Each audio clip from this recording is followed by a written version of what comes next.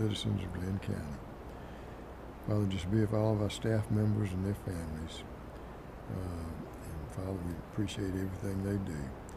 Grant us wisdom as we go about the business of the Joint Water and Sewer Commissions. In Jesus' name we pray. Amen. There's no public comment. Chairman, Mr. Dorman's indicated he'd be about 10 minutes late, but he is on his way.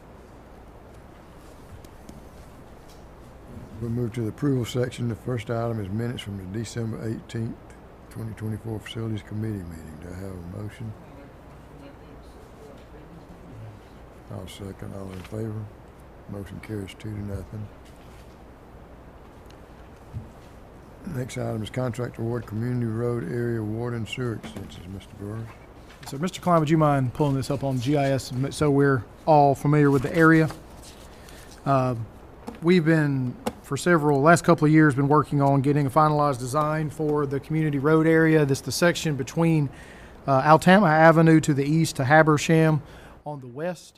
We originally designed this as a gravity system, and the estimates coming back were higher than we could afford at that point. So what we're looking for here, this is a construction bid for a pressure system, grinder stations. This is a commercial district. There's also a new 8-inch water main included here to increase fire flows.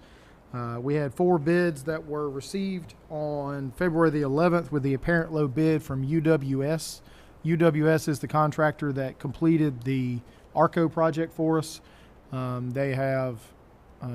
They're getting very close to completing the ARCO project, and they're prepared to roll into this. The low bid was $3,057,807. There is a bid tab attached there that can show you the price breakdown. We did, like I said, receive 4 bids, and the bottom 2 bids were very close together, so we feel like this is a very competitive number. This project will be funded out of the capital improvement fee reserve. And we can walk through the areas and the scope. Mr. Klein can do that if we need to. I have a motion. I move that the Facilities Committee recommend awarding a contract for the construction of the community road area water and sewer extension project to UWS in the amount of $3,057,807. Second that. Let's discuss the project now. Todd, you got it up there? Yes, sir. Would we like to? Is that the picture of it? That's the area in GIS. Do we want to look at the? Let's just kind of go through the scope a little bit. And some of it's going to be gravity. No, all of this is going to be the pressure system. It's kind of. And are the lines on right-of-ways? The bulk of the lines are in right-of-ways. There are a couple of easements that are required. Correct, Todd? Yes. Nothing attached in the. Have we gotten any interest from any of the? Yes, we have had customers that are out there that have reached out about tying on in the past. All those customers are currently on septic, and so with the commercial district, we have no concerns with going with the pressure sewer system here. So there will be people that tie on pretty quickly. And then, as an update, Commissioner Ford had a good concept a couple of months ago. He brought up, why don't we go ahead and shoot the services underneath the road? So we went ahead and went back and added that, and that is included in this bid package for all the services to be shot to the edge of the right-of-way. Very much like we do water services when we put in new water mains. So the property owner will be responsible for the installation of the grinder system themselves and coming out to the right-of-way to tie into the provided service. Prices for that at all? We do not get prices for that at all, no, sir. So in a case like this, are we going to go to all those commercial industries and kind of say, hey, this is what we are doing? Yeah, Community's still in there. I was looking for your archive link. Why is it still in there? We will certainly make contact with them, and then what we tend to have happen if we try to make public meetings or something, we don't get a great deal of attendance, but when they see the road being ripped up in front of them or the right-of-way being ripped up in front of them, they start asking questions, and then we have those good conversations at that point. Can you pull up the drawings on this? That's what he's doing. What's the largest main that we're putting in? The largest sewer main is a 4, correct, Todd? Quite possibly. Will be a 4. I think it's currently shown as a 3-inch. This is a 3-inch, that's right, and then 8-inch water main. Yeah, this is kind of an overall view of the project here. Ultimate discharge point, 3-inch force main here to the existing pump station. Walmart here, shopping center kind of deal. Big gym in there somewhere. Our engineer of record says it is. And I will say, as far as extensions, this area is kind of in a bowl a little bit, and so likely any extensions near here would not come towards this direction, but would go slope in other directions to existing gravity sewers. So now the guy who's got the property the farthest away from the outfall there, does he have to get a bigger grinder pump than the guy who's right next to it? The pipe size generally will take care of it.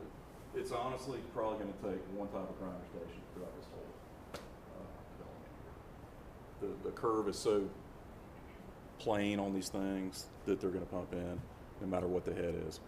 But I wouldn't imagine there's going to be a whole lot of variety mixed through the grinder stations. What design do we have those pump sizes? Sir? What design do we have those pump sizes? Or is the engineer recommended? Yes, sir. Yes, sir. Yes, sir.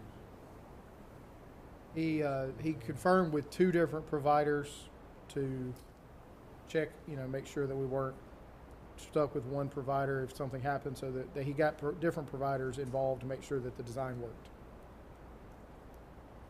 That's Barnes and the E1. We standardize most of our low pressure units are E1 grinder systems. What kind of flow did they have in the design for the individual customers? It's based off of REU counts, so we provided that REU count to them because these customers already have water, and so it's the 300 gallons per day per REU.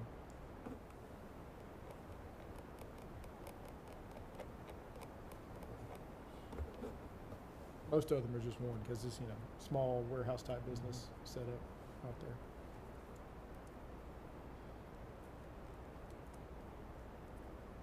Well, I know at one point they wanted to put a little car workshop.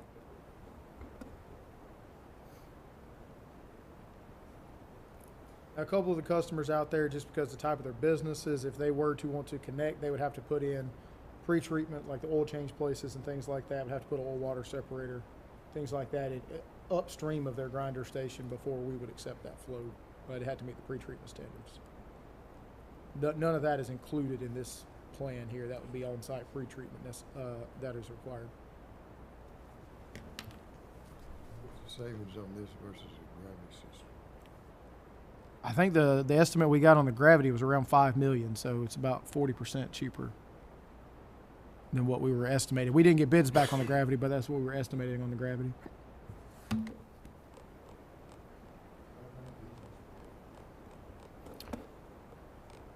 Compared to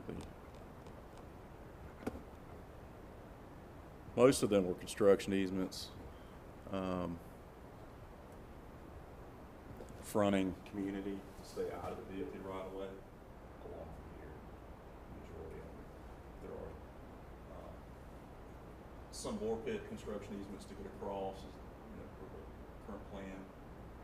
With the easements mostly to stay out of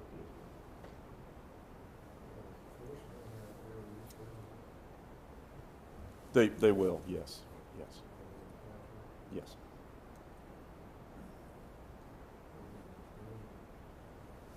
They should be on good form. Yeah.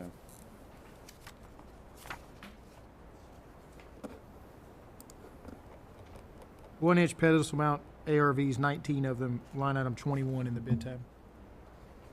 There's a pedestal mount.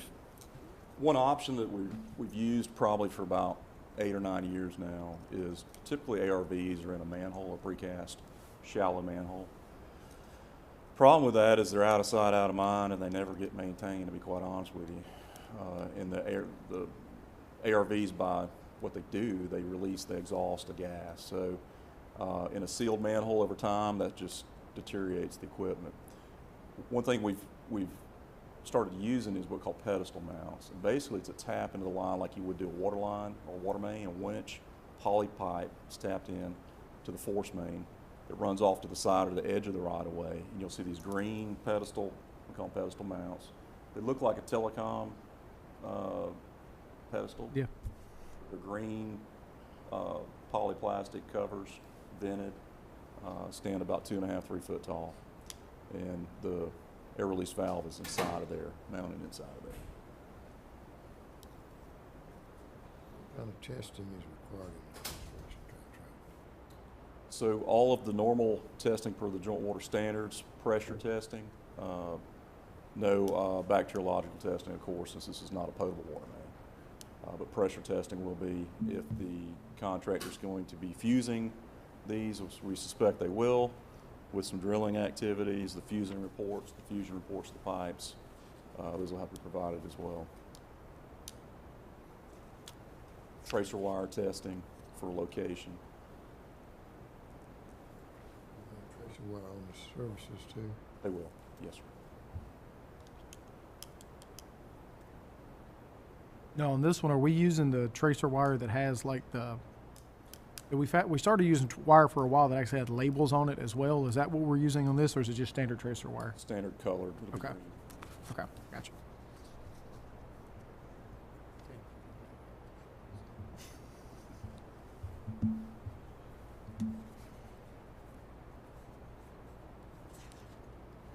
This is, we'll be providing sewer availability for 120 new parcels that currently do not have sewer availability.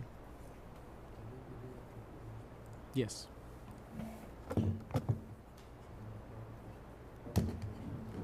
It's 120 parcels that will be open for sewer connections at that point.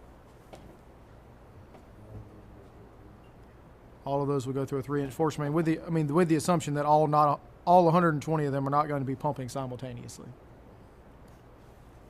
I mean, if you do the math on them all running simultaneously, then no, but the chances of that is very, very slim.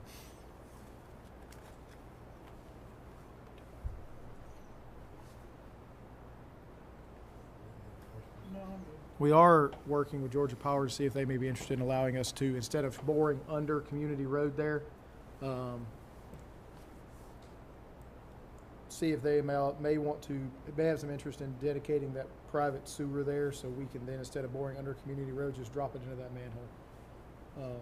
Which, if that happens, should be a reduction in the contract price, but it would not impact the bid award at this time, because the force main currently would come out under Community Road, was that Key Drive there, comes across. But instead of boring under Community with the force main to Key Drive, we could potentially, if we can work it out with Georgia Power, to go into that manhole right there. And we're not tying into that pump station we're going to tie into by gravity. No, because we'd have to lower the pump station to have done that. Lower the pump station wet well. Well, no, that we're coming down this one we're coming down Habersham, correct, Todd? What's that? Is the force main coming down Habersham on this one? No, you mean for discharge? Yeah. No. No. Oh, that's right. It's Where coming we down. discharge. This one's coming down here behind the. This is going to that Magnolia Park pump station, right? The same pump station we were going to do, but with the gravity, we're going to have to lower the wet well. That's the same pump station when we lower, is that right? That's correct, yes. At one point, we were talking about coming down Habersham, so my apologies on getting that confused. That's right. What'd you know? Yes. Yeah, that station's in actually pretty good shape. Looks good. This many units right there. And it's just going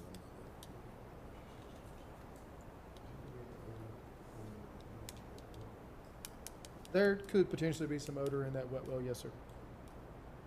Particularly very early on, as people are first starting to tie in until the line gets more consistent use, you could have some odors at that wet well in the short term. Yes.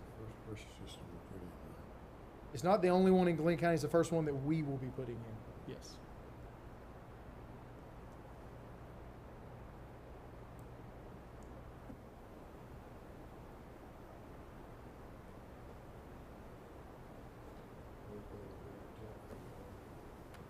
When they connect to it, yes, sir.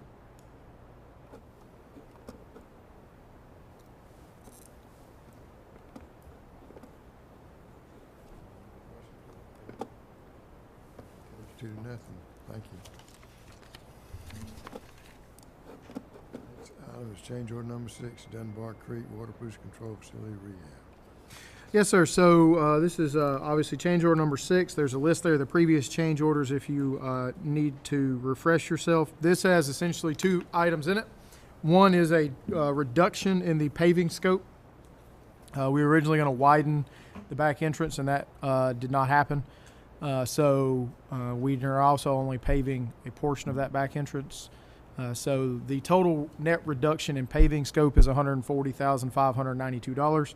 But the main thing we're adding here is phosphorus removal, chemical treatment. So we'll be adding alum and lime tanks into the previous filter structure.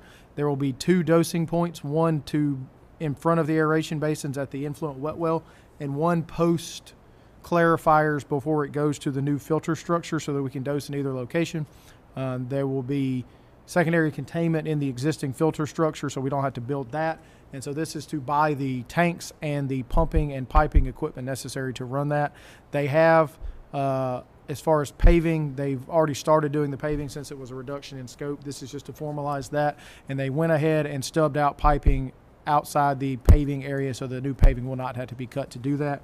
The total cost for the phosphorus removal equipment is $521,450. So the combined increase for change order number 6 is $380,857.89. We are required to have phosphorus treatment equipment in order to meet the increased discharge permit requirements. Through the DDR yet for this project? They did, yes, sir. I don't know if we got to send them a new one to go to 5, but they did when we were doing the first phase of this. Not new to chemical condition at that point. 5. Right. No, sir.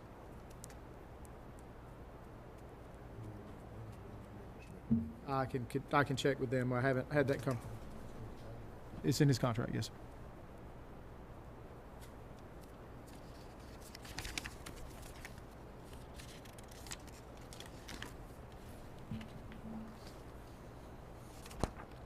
Have you submitted to DDR yet? I haven't seen it, no, sir.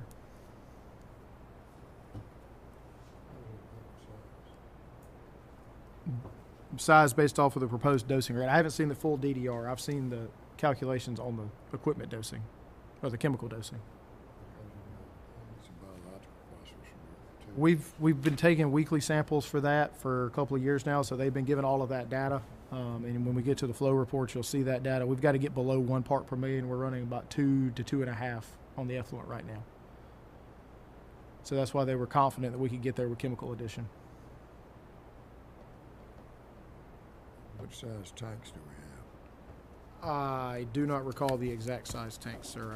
My apologies on that. I can have that for you for tomorrow if you would like.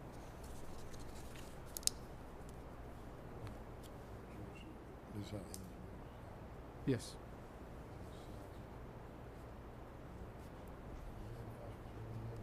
No.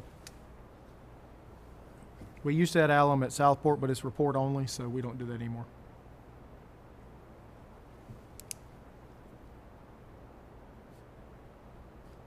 somebody had to calculate how much we got to add. Right, yes, sir. I've seen those, I just don't remember it right off the top of my head.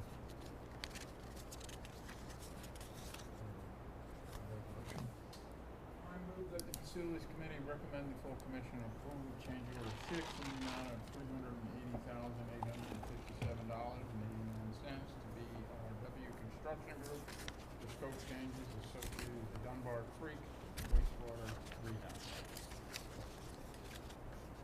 I'll second that. What's the time period for this? They've got to get the equipment ordered, so I don't know what the lead time on the equipment. Installation should be pretty short term.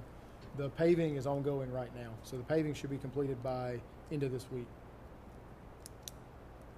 This is extending the contractor's time, right?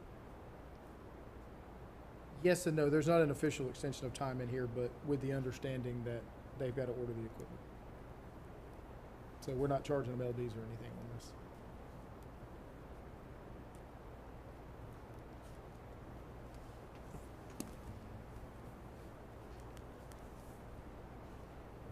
They're not charging us to extend it over. No, they're not. Right.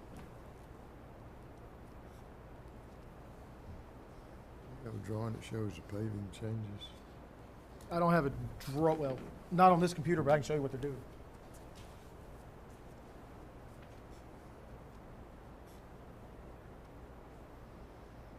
By the way, I saw a police car sitting on our driveway. That happens regularly, sir. Does he move if I wanted one to pull into it? He pulls off to the side where we can get by. Sometimes seems like we startle him.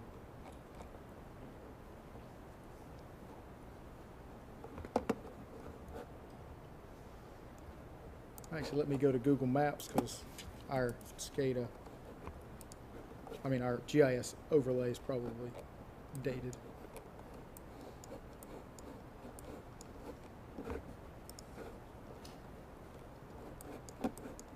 All right, so we have rocked all this out here, and so the paving will come out to about this point. There'll be a new gate installed, operated gate that has been installed. The operator's not working yet. We got to get that straight. But this is actually a very recent photo. So, when was this taken? Doesn't say, 2025. Paved after the gate. Up to the gate. Past the gate, there will not be any paving. The big gravel, yes, sir. So, they're going to pave through here, and they're going to come in this general area here. There is this turn here we're going to pave as well, but that's a very tight corner. So this will be paved just because it kind of ties it all together. But we'll have a road coming through here by this tree and tying back in. We'll have paving through this Oh, following All right, let's see. Okay, I don't know how to change the cursor. So it'll be paved coming from the gate up through here. This entire area here will be paved. This will be paved around here, but you can't really make that turn with a trailer or anything as tight as it is. So we're going to pave a stretch through here that ties back in on this back road. They'll pave all the way around the top loop, and they'll pave this area in between here. One of the things we are doing, and I got to pull this down because I am vertically challenged. Here, we're not going to pave all of this. We're going to extend concrete out here because the sludge containers will tear up the pavement.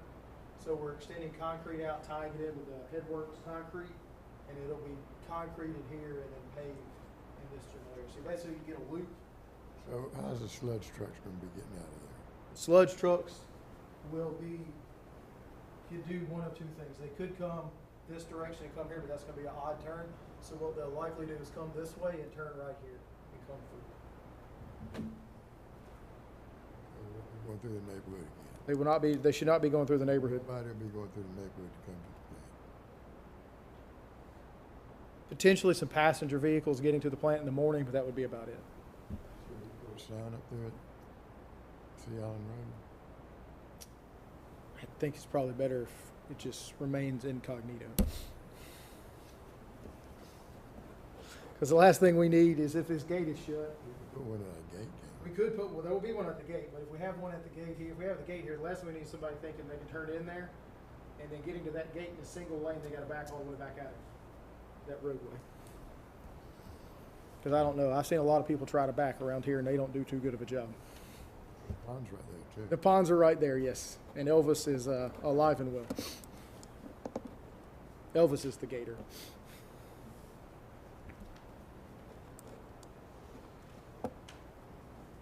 So this was last summer when this was taken because the clarifier was still in. What else are we going to have on that road?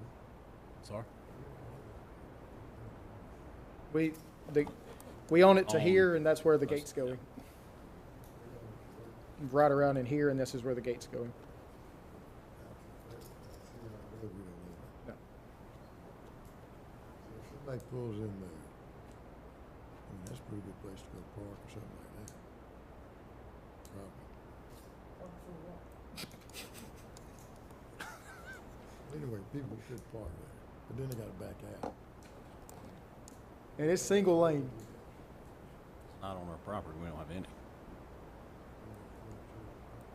Yes, sir. You can go both directions, you just can't go the both directions at the same time. There's not room for two cars. There's not room for two cars, absolutely not. Why didn't we make it room for two cars? Inability to acquire additional property in order to do that. Mm-mm. Well, it's going to be two lanes to the point at which the gate is set. which is as far as we could go.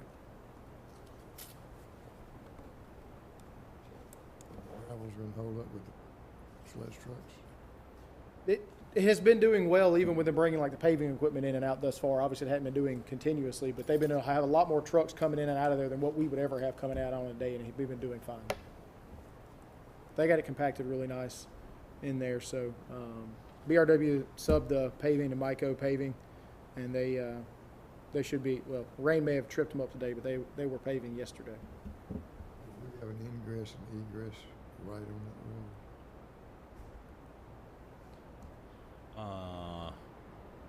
I don't think we do.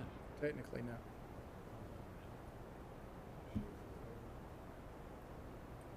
Yes, sir. If we could. Absolutely. If we could, yes, sir.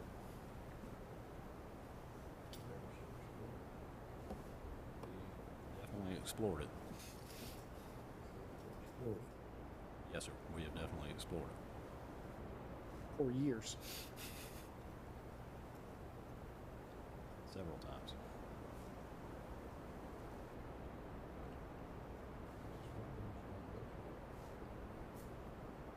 The property owners. Property line is just north of the first pond Right, there. Sea Island. Like right here, right? It's a little south of that. Sea Island, right? They own that property. Yes, sir. Mhm. That's right. Mm-hmm. So this is the structure, in case you're wondering, where the chemical feed tanks will be going. So we're going to run one line over to the influent structure here to dose into the influent structure before it disperses to the two aeration basins. And there's one on a clarifier line right here. Yeah, so what they'll do is they'll have it piped out where the unloading point is right here. There'll be connections to each of the tanks on this side, so they can just pull up parallel right here and offload their chemicals.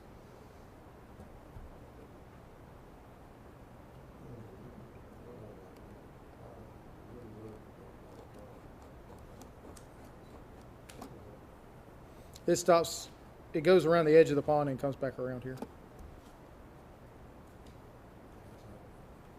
Yes. We're out about the end of this pond.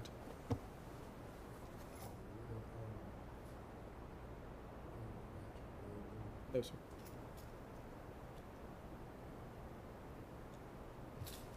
So we basically have this right through here and it stops right in here.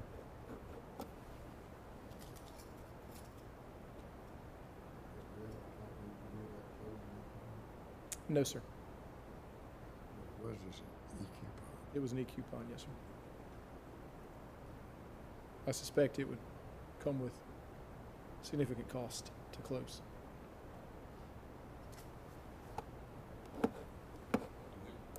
I did confirm from my emails, we were looking at that last summer, early or late spring. We do not have an easement for access there. We were in discussions and C. Allen wanted to get everything done at the same time. Paving on some of the. No, Yes, sir. no. We're stopping the paving on our property, which is why we have a reduction in the paving scope.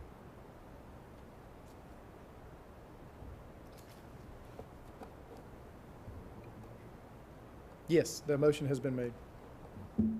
Questions? Hear none.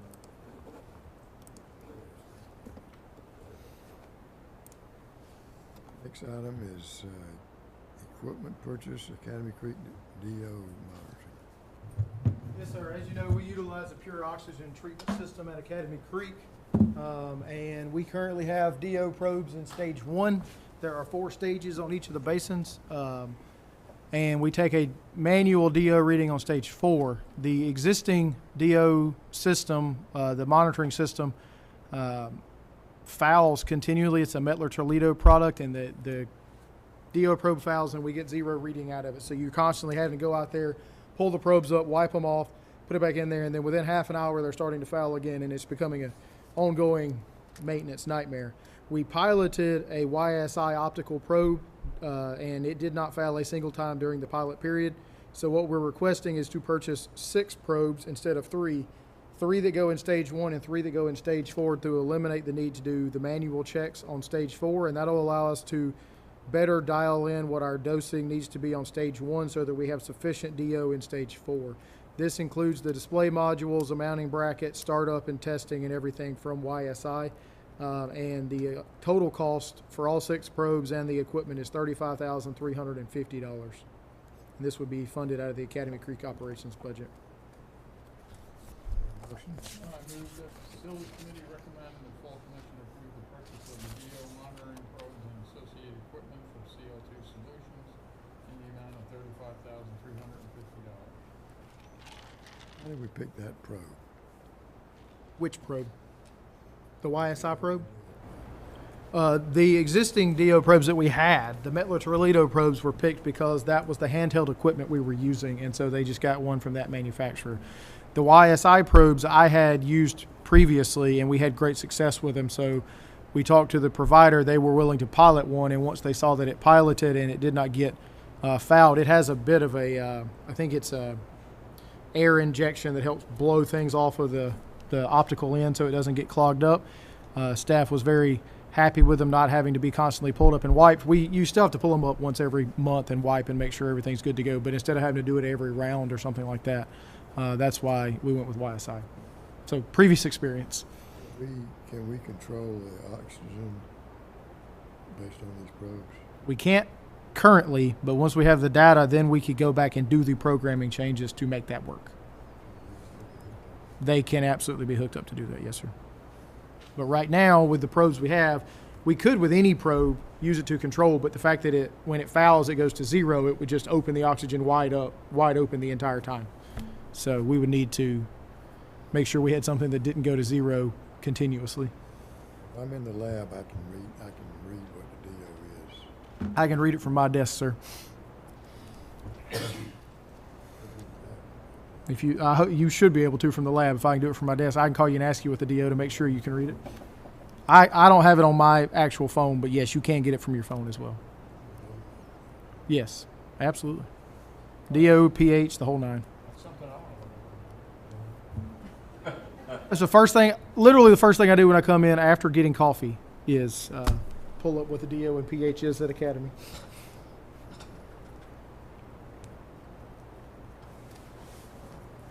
We made a motion, but we did not vote.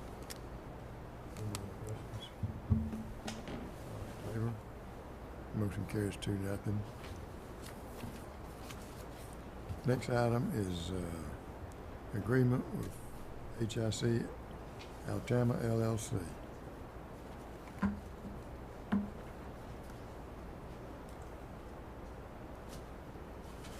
All right, so Todd's going to pull up also in GIS because this is going to be a little bit of an explanation. Hoyer, Hick Altama is the Hoyer Investment Company. Hick Altama owns the northwest corner of Exit 42, catty-cornered from the new Buc-ee's construction. They own several acres out there with the intent to do a large residential development with some multifamily and commercial development. We approached them when we first got their preliminary plat request about potentially acquiring property from them to construct a new wastewater treatment plant at Exit 42. We have got it surveyed, and we signed an MOU with them back in 2023 for approximately 16 acres, just over 16 acres in the northeast corner of their property. So it's the northeast corner of the northwest corner of their property. While doing that, they brought forth the idea of currently they could, for the first several phases of their property, gravity flow their sewer back out to Highway 99 to the right-of-way to connect to the existing gravity system that services Highway 99, which eventually goes under the interstate where Todd is drawing there now and ties back into Pump Station 4118 at the end of Shell Road. Rather than then installing smaller diameter gravity sewer that when we went to construct a new wastewater plant, would then have to take out and lay the other direction. We talked to them about installing larger diameter gravity down the main stem road they're going to put in back towards the plant. They are not going to install everything to the full plant, but what they need for their current phases of their development. and that'll be 24-inch gravity sewer, which is of sufficient size for the new plant. And so we only have to go in there once, and then once they come in there and pave the roads, we don't have to tear their roads up or anything like that. Also, they're putting in a temporary pump station to pump their flow back out that they would not be required to put in should they have gravitied to Highway 99. So temporary pump station with force main back out to the 99 right away. So that's all on-site improvements. This is an agreement for them to receive credit for capital improvement fees in the amount of the difference in the cost for what would have been required for on-site versus what we've requested they install to accommodate the new wastewater plant, and for the value of the property as well. Then with potential future phases as they come online with more housing and commercial development up there. The second thing they will do off-site, if you'll scroll down, Todd, is to install a parallel force main along the existing gravity main that's coming in from 4119. That force main terminates at the manhole they would have been gravitying to anyway. They will be installing a force main along the existing gravity route and tying into the existing 4119 force main, and that will be forced mained all the way to the existing 4118 force main where it will manifold in. As part of that manifolding process, they will install valves so that when the new plant is online, that valve can be shut and pump station 4118 at the end of Shell Road can then be reversed back to the new wastewater treatment facility. And again, that opens up additional capacity in the North Mainland District, not for Hoyer, but for other developments that are coming up along the line, and then allows us to reroute that back once the new plant is online. And then future phases that they will be considering doing is to actually install a parallel force main along the existing 4119 force main to free up additional capacity along Highway 99 in that pump station. And fourthly will be to actually upgrade pump station 4119. We have representatives from Hoyer here and from Thompson Hutton, who is the engineer for Hoyer and has worked out a preliminary engineering report, which was attached. We did not print out the 150-page engineering report for you, but you received a digital copy of that, and it is attached to the memo should you like to read all of that. But to save multiple packs of paper, we decided against that. So this agreement, and Mr. Dorminey here can speak to this agreement provides them with credit for dollars spent in accordance with the JWSC purchasing policy for the amount above what is required for their on-site development, the value of the property, and then as the future phases come online of the project, credit for that as it's completed, and they provide us with those invoices for guarantees. If, for whatever reason, they receive more credit than they need for on-site, they will receive 70% of tap fees that utilize the new infrastructure for a period of up to 5 years or until their reimbursement is received, whichever happens quicker. So we've done a few of these in the past. This one's a little bit different because it includes the property and everything else in there. But this is essentially them. They're going to front money for the projects, and as a result, they get capital improvement free credit for their on-site needs. And I'm sure Mr. Peters with Thompson Hutton can explain the projects in much greater detail than I can should you have any additional questions. But this has been a good working relationship we've had between staff and the developer and Thompson Hutton, and I think we're at a pretty good spot here where we can secure this property finally, officially, and get this new infrastructure installed and be well on our way to a new wastewater treatment facility that will service the entire Exit 42 and Highway 99 corridor for many years to come.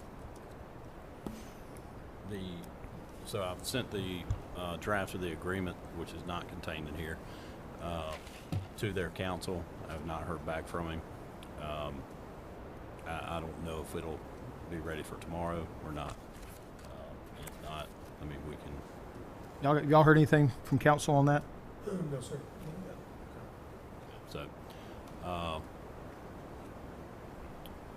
So essentially, we're just putting this forward for tomorrow. We may have something to be approved tomorrow, and we'll just take it as it goes tomorrow.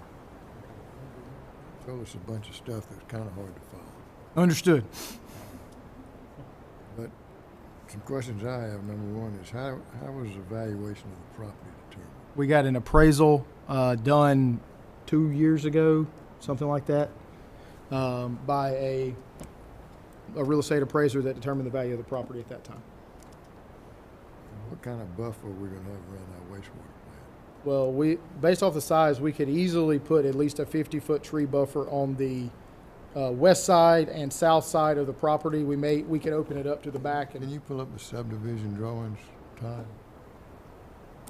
I will attempt to if I'm Because Mapped. that's gonna make it a lot easier for us to follow what they're go doing. to the, you don't have to do that, go to the And we're doing a lot agenda of- and it's got the we're doing a lot PER of work. attached. you too. If I heard right, they're gonna be doing a lot of work going up and down. That's correct. Why are they doing that? Before the plant's built? Until after the plant's, that's before the plant's built, they're gonna be Hang doing on Yes, to sir, your they'll be doing that seats. before the plant's built. We're assuming a 3 to 4 year period They to just construct. they just need to go down just a short Whichever distance. what's probably the best picture to. That'll be enough capacity for them. They're gonna open up capacity for other, they're willing to front the That's a money to decent do one right that there. in That's a good one. for TAP credits so that additional other properties can tie in. There's other properties, not that they own, but there's other properties up by the new school site, up highway, up Gonals Parkway that are, we have got a project to upgrade 4119 and that force main that we were going to do, Properties are not owned by them. not owned by them, but they're willing to do the project for us for TAP credit so that they can assure their future builders that they have TAP credits when the time comes. This is for essentially for them to get reservation of capacity for. Wonder about us selling tap fees to somebody who's controlling tap fees for property outside of their boundaries. They're not controlling tap fees for property outside of there. They've got a large development, and so they're trying to secure as much tap fee credit as they can for their on-site needs. And to do that, they're doing off-site improvements. We're giving them a dollar figure Yeah. credit, and when they go to redeem it, it's based off of the Tap fees at that time. the tap fees at the time, the rate resolution at that time. It won't be that bad. They'll assign them to individual parcels when they're created, and we've done these several times. We did one on Frederick, out by past Frederick. We get, well, that never got completed. I have full confidence that these will be completed. A large portion of it, excuse me, I just want to, Trevor Peters, Thomas Nutton. I'll yield to you. Yes, sir. So a large portion of the work that is in the agreement is already underway. For instance, the 24-inch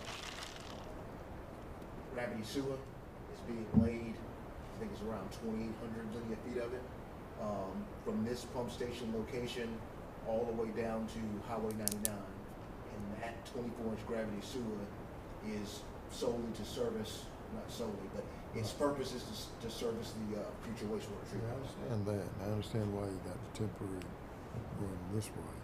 But everything else down 99, I don't understand.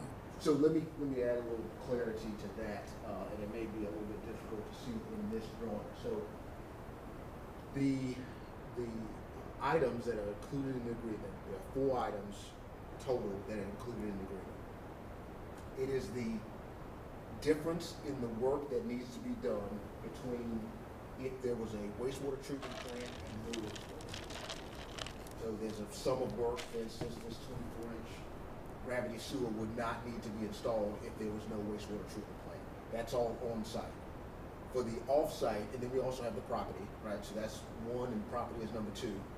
The third thing that we're doing is from this location, there's an existing gravity main that goes over to 4118. There's also an existing force main that routes, water main that routes along there as well. What we're doing is we're installing a 12-inch force main paralleling the gravity sewer. And what that does, Goes under, going underneath I-95. So we'll be casing it. It's on that casing. Yes, sir, it is. Still facing underneath I-95. And what that does is that opens up capacity due to the restriction in that existing gravity sewer. So that's the third item, which is doing that. If we don't get the plant built beforehand. if we don't get the plant built beforehand, yes, sir, but I think their build-out schedule's very aggressive. It is. It's an aggressive schedule, and not only does this open up capacity in that gravity but then as Andrew brought up before, it allows 4118 to be reversed and then pumped back into the 24-inch gravity so that it can make its way to the treatment plant. So it serves a purpose now, but once the treatment plant comes online, it'll serve a different purpose in the future. And then the last thing that we have in our agreement is actually another directional bore underneath I-95 for a water main. And what that does is that allows the new tank that's coming online a looped system to increase pressure and flow in this basin. And we have approval from the Ford property up there to do something on that other side. We're working through that process now. Discharge for the plant, yes, sir. Yes, sir. Probably, hopefully it'll be gravity, but we'll see. So those are the four major items that are included in this agreement. And then you've got the 4119 parallel and force main and everything. That's future, so that's Yeah. not included in this agreement. It is right now. Oh, it is now? If not, that you're not getting credit for it, but if it's done, you'll get credit when it's Okay. completed. Explain that again. That's to install a new parallel force main. The force main's the restriction point on 4119 right now because I think it's a 6-inch force main, 8-inch. But to get the amount of flow, you're going to be 4119's on the Bucky side of 4118's there. 4119's at the spur in 99. 4119, to put in the additional flow through that pipe, you're going to have significant horsepower restrictions. And so they've got it included if they end up doing the parallel force main along 99, they get credit for that. And then the upgrade to the pump station necessary as well. They're designing it. Well, Thompson Hutton is designing it, but Todd and myself are reviewing all this. Who's going to construct They would hire somebody to construct it at that point. Or they could elect to give us the money and then we would manage the project. It's got to meet our purchasing policies. It'll be bid out. The cost of what? Right, for the additional work to take bids, right.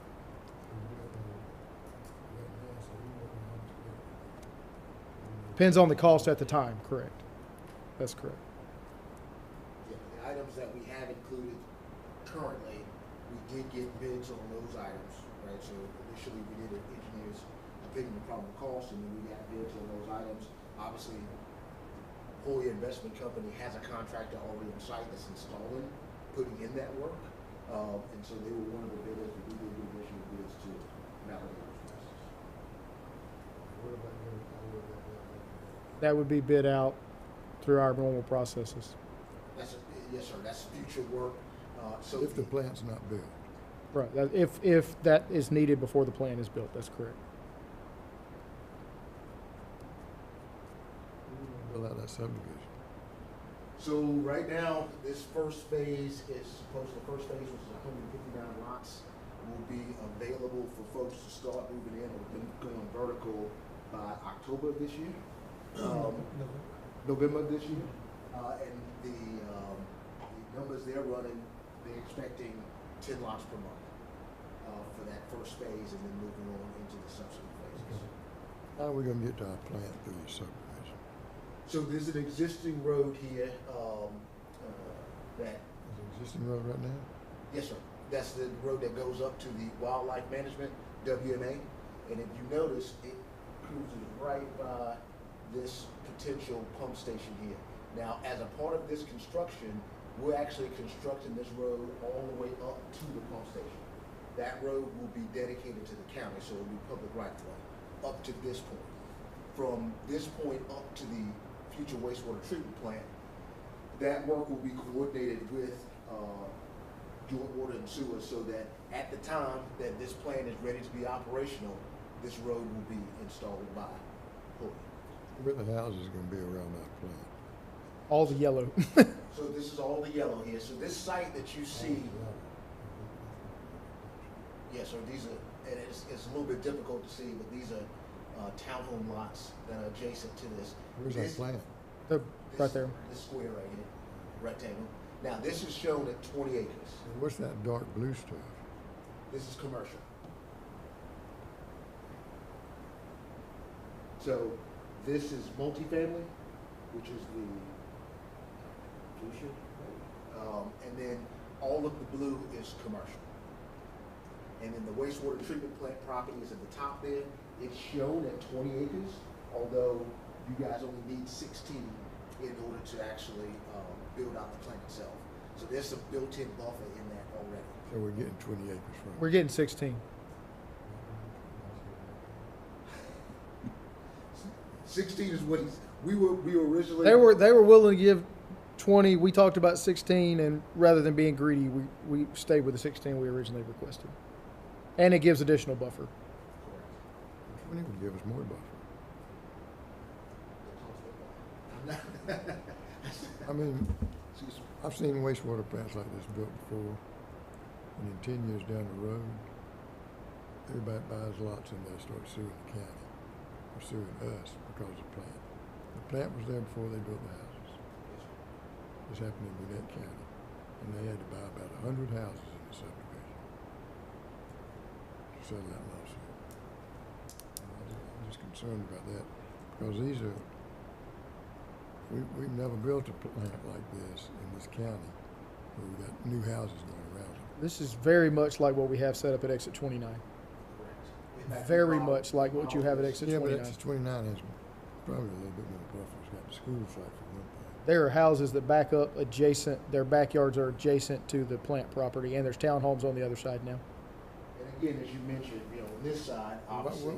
But we mentioned 20 and we settled for 16. I'm not sure why we settled for 16. They were willing to give us 20. Yes, sir. 16 was based off of, 16 is what we had appraised. That's why we went with that instead of having to increase that and get a new appraisal done. And 16 acres is what we have at Dunbar Creek. So it's not the same shape, but the same amount of space we have at Dunbar Creek.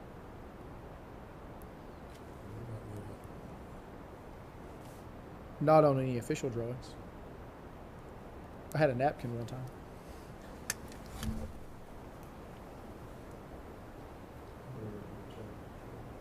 We'd had to go through a whole new appraisal. It's like $11,000 or $12,000 an acre, something like that. So which is a lot cheaper than what for the property. $11,000 an acre.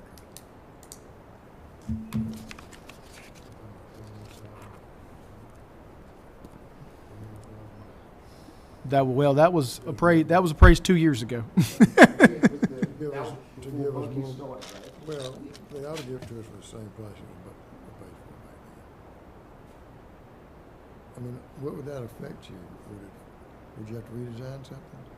Well, let me back up just a couple seconds. So the price that Andrew, the real estate appraiser that appraised it, the price that it was appraised at is not the same price as what Hoya paid for. So Hoya paid more than what it came back as the appraised value. And so I caution that with the activity that's going on in the area, the price could potentially be more than that $30,000 once it's reappraised for an additional acreage. But from a design standpoint, no, I don't think there will be any significant changes in the design. Now, if the major concern is the proximity of these units to the actual wastewater treatment plant, that may be something that Hoya can take into account, and we still have an opportunity in order to make some modifications to that layout. I think EPD's requirements are 200 feet away from the property line. What is 200 feet away from the property line? For the actual wastewater treatment plant property or for the equipment?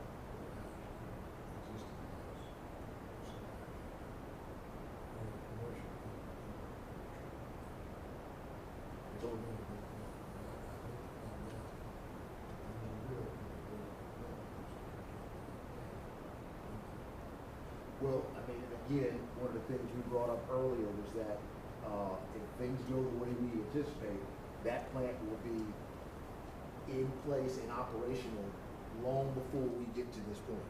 In fact, it almost has to be, because we'll have to do some more downstream upgrades because the capacity won't be available to get there. I'm sorry. Andrew said y'all are going to be doing those too. Yes, sir, it's even with those additional. They're, Well, this is gonna be 3 years before that plant's built. yeah, but they're building out over 1,000 homes out there, though. It's actually 2,000. Yeah, So yeah. these are 2,000 units here shown without the commercial and the multifamily added to it. You're talking about, what, 160 a year, something like that? So again, the pace of growth versus when that treatment plant would be built, we anticipated 5 years from the time these guys say go to the fact that this plant may be operational, right? 5 to 6 years. That'll get us through these first couple of phases, but it won't get us into this northern portion. And the phasing map, which we also have in this exhibit, shows how we're phasing this moving up. Go on. Well, what do we have to do to get 20 acres? Well, it sounds like we have to, we're still open to the idea. The acreage is available, it's not committed. But I think to everybody's point in the room, it does sound like the appraisal value would increase. The other component that we're discussing in this agreement for the off-site development, there are some, I guess, time pieces to that with our neighbor across the street and the speed they are developing. And so, The warehouse. You've got the e-commerce warehouse facility that's going out there next to Hill Point. And so once they're putting in their infrastructure, We're not roads. gonna be getting tap fees from them. No, they're not going to get tap fees from anybody. They're going to get credit Credit. for tap fees on their site only. but the interest is time. Due to their schedule, we are trying to commence work and get it completed to get out of their way, as well as get out of the way of the future one. And so with the idea of going back and getting another appraisal, there's a time component that would affect multiple interests and development in that.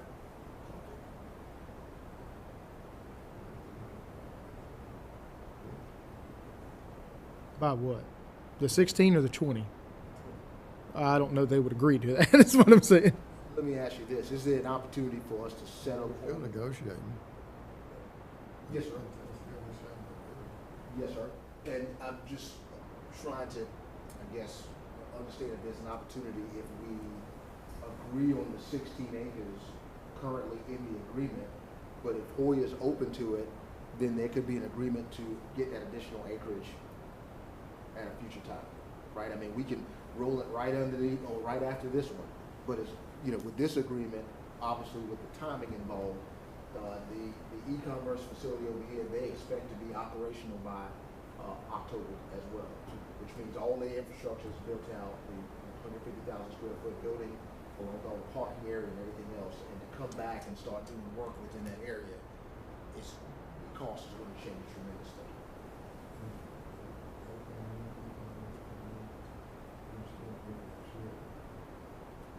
There's already sewer there. Yes.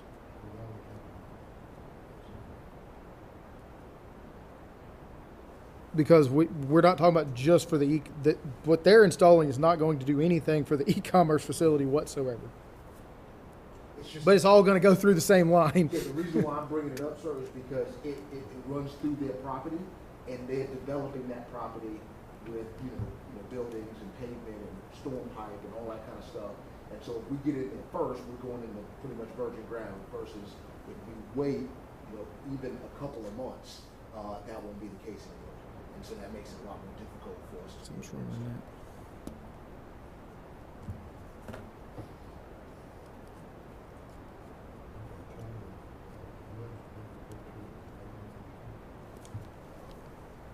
Yeah. That's your. We bought him on the DOT right away on one side, right? Yes. Butts up against I-95 right away. The south part will be a commercial, and the west side will be townhomes. Is that correct? Yes. And the north side is DNR property. I don't remember exactly. It's somewhere around 15 to 16 acres down there too. Like the whole setup's very much similar to what we have at Southport. Same sort of long rectangular piece of property with the residential development around it. The only thing different is this would have influent gravity instead of Southport being pumped from upstream pump stations.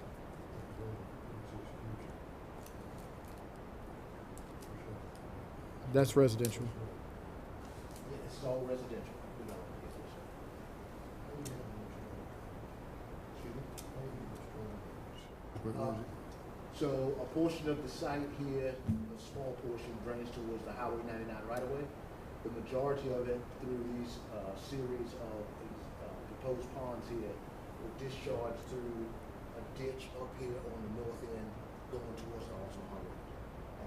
You got approval from EPD to do that? Yes, sir. It's an existing ditch. It's a established drainage pattern, and so as long as we keep our post-discharge at the same rate as pre-developed, then we meet all the necessary requirements. Yes, sir. We do. We've got some large ponds throughout here. What helps is that we've got some really good sandy soil. This is on the bluff. The majority of this project is type A soils, so that helps us out quite a bit. But we do have quite a bit of ponds, around probably about 15 to 18% of the development's ponds.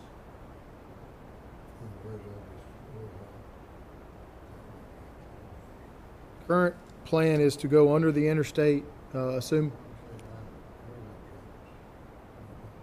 oh, it'll drain, but we haven't laid it out. We'll have to regrade it, but it will drain towards the DNR property.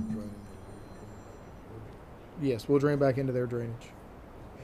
We've master planned this acreage already, so if need be, if you guys didn't want to do something separately, you could drain into our drainage system. Yes, sir. So when we did our master drainage, this in total is around 870 acres for the entire Is that development. in the agreement? Because we don't want. DNR. I don't think It's not in here because the plant would theoretically be built before they got all that drainage included. correct, but it is in our master Yeah. stormwater plan that was approved by Glynn County. So that, that took into account. We just included this as commercial, basically, with the same amount of runoff, which is a very high curve number, right? Because you're thinking large parking lot, mall type scenario. So I don't think you guys would even need that much drainage necessarily, but we do have it accounted for.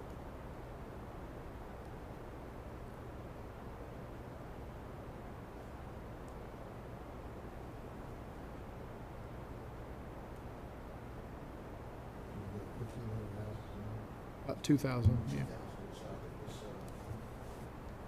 Officially, it's 1,907. November.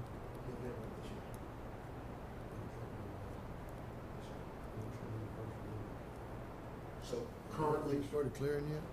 Yes, sir. Yes, sir. Yes, sir. It's all cleared. We got the ponds dug. This pump station, wet well's been set.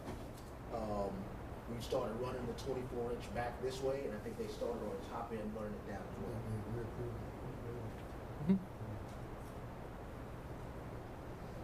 So currently, the roads that are going to be a part of this first phase of construction is from this pump station all the way down to this roundabout, from this roundabout out to the main road here, Highway 99, and then these internal roads here are part of this phase of this area, along with this amenity center.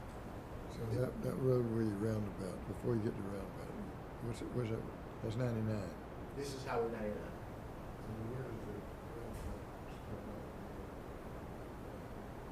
Those are going to be right here off this interchange. These two roundabouts that we installed as a part of the Bucky's project.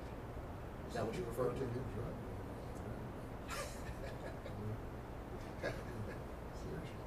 Yes, sir. You got on that one? Exit on 16? I have it, sir. It's just slow down and enjoy With the the view. big trucks on it. Yeah.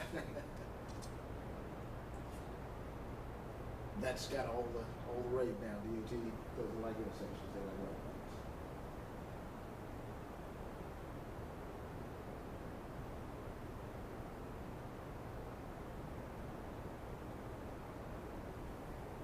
Well, I'm concerned about the buffer.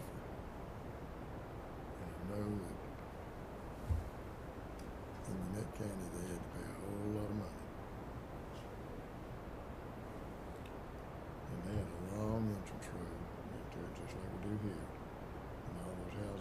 built. And they complain, and they got a lot of money. Now, it's not gonna be as big as their plant.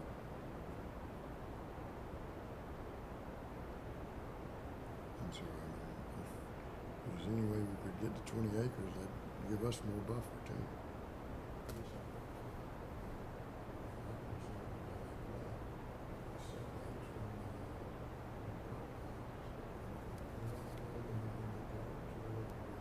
There'll be townhomes, so, these lots right now are 4, 6, and 8 unit townhomes. That's these bigger squares that you see there. Currently, as shown, they are abutting that property line. Now, obviously, you've got setbacks built into the PUD, right? So How far back are they from our property line? so the building envelope itself can't be within 20 feet of the property line. But that's,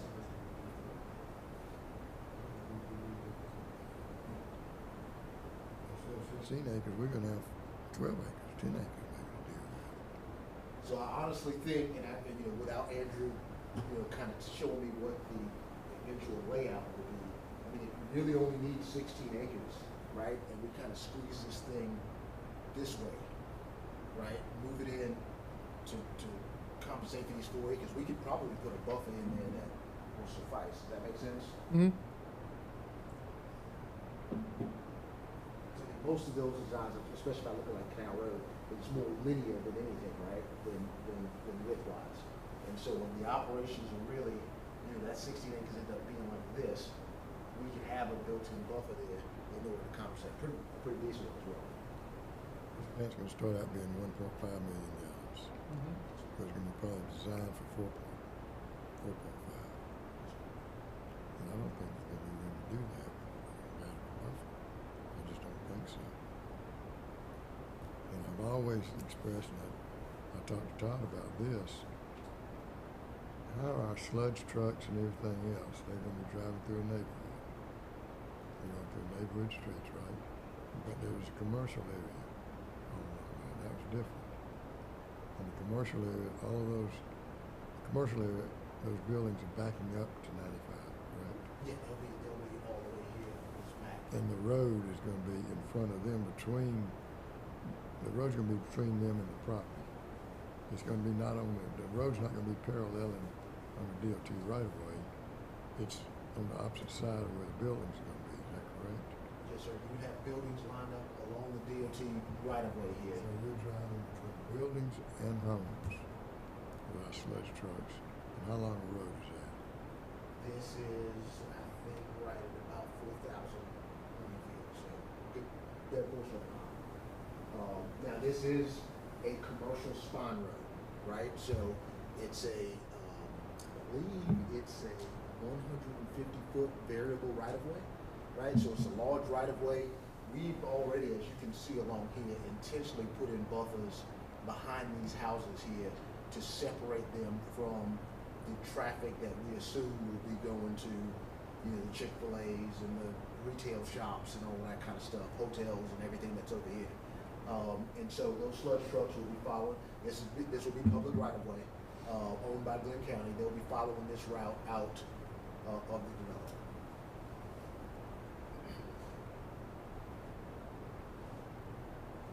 And in between the retail shops here would be, a very large, expansive parking area, right? So just think of commercial mall parking would be from this spine road to where the buildings are adjacent to the right of way. So I think based on the infrequency of the sludge trucks running and the fact that this road and right of way is so large, it should help negate issues of those sludge trucks coming down. And you will also have a lot of other truck traffic running up and down this to service these retail spots as well.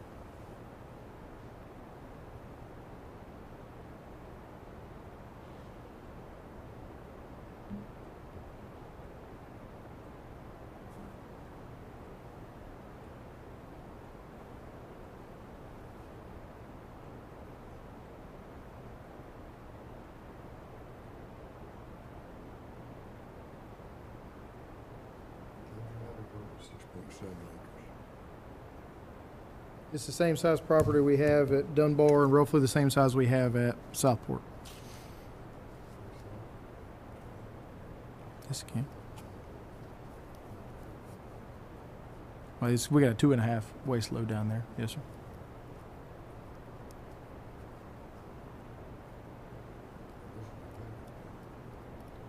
Depending on what happens at trade winds, yes, it could be bigger than that.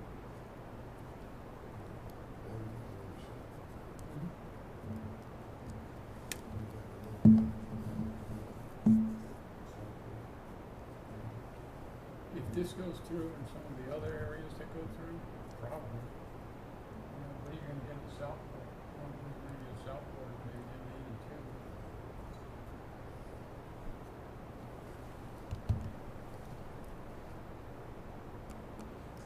If we said we'd do this for 20 acres, what would y'all say? My suggestion is if we want the additional 4 acres, we get the additional 4 acres appraised separately and get that value separately instead of trying to combine it at this time. They may not want to do it at that point, but we can at least get an appraised value for what that 4 acres is worth. I mean, I think, correct me if I'm wrong, Mason, but, it's safe to say that they would definitely work with you guys to acquire that additional 4 acres as we move forward, right? At this point, though, timing is of the essence for us to try to get this resolved, at least this first part. And having the first part resolved makes the second part a little bit easier, right? Because we've got the main nut cracked, and now we're working on just a smaller ancillary piece.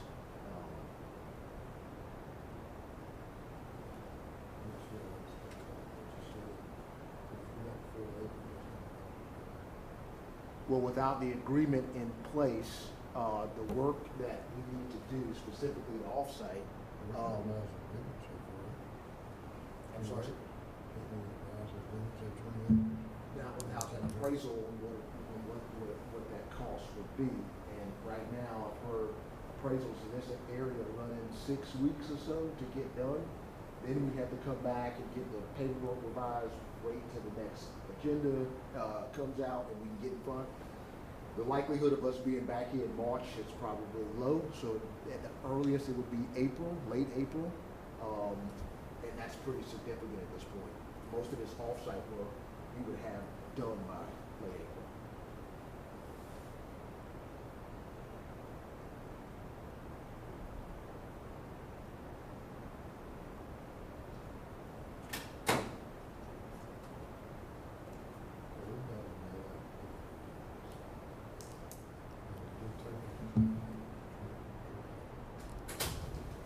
Yes, sir.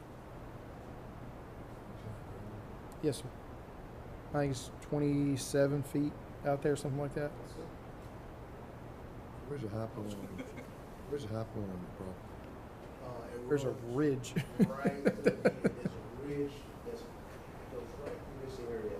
That ridge gets up to almost 40, around 38. What's the airport at, Tom?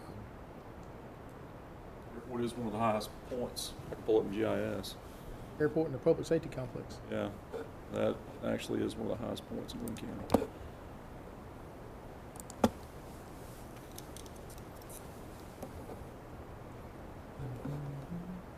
you've gotten approval from EPD.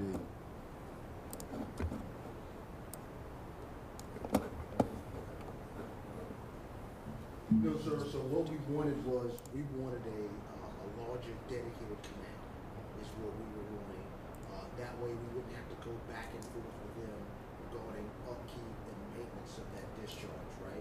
So the existing ditch there now needs to be maintained, right? It's gotta be maintained just like other ditches in the county. And when you're counting on your neighbor to do that, sometimes that can be a little, You get hit to recycle.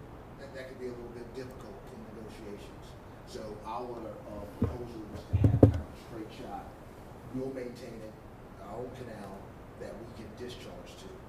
Those negotiations are still ongoing, but as far as the ability for the site to drain, that existing ditch gives us the right to do so. And we've gotten all the approvals to do that.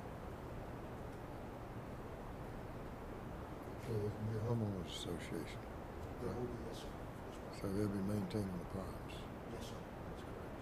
And then there's a maintenance agreement that we signed with the county as well, that if they don't maintain them, the county can come in and take over those ponds too.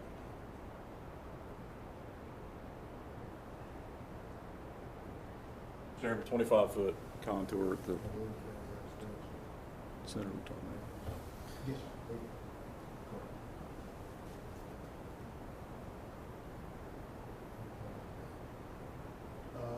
Quite a few. Yes, sir. Yes, sir. No dry ponds for this project.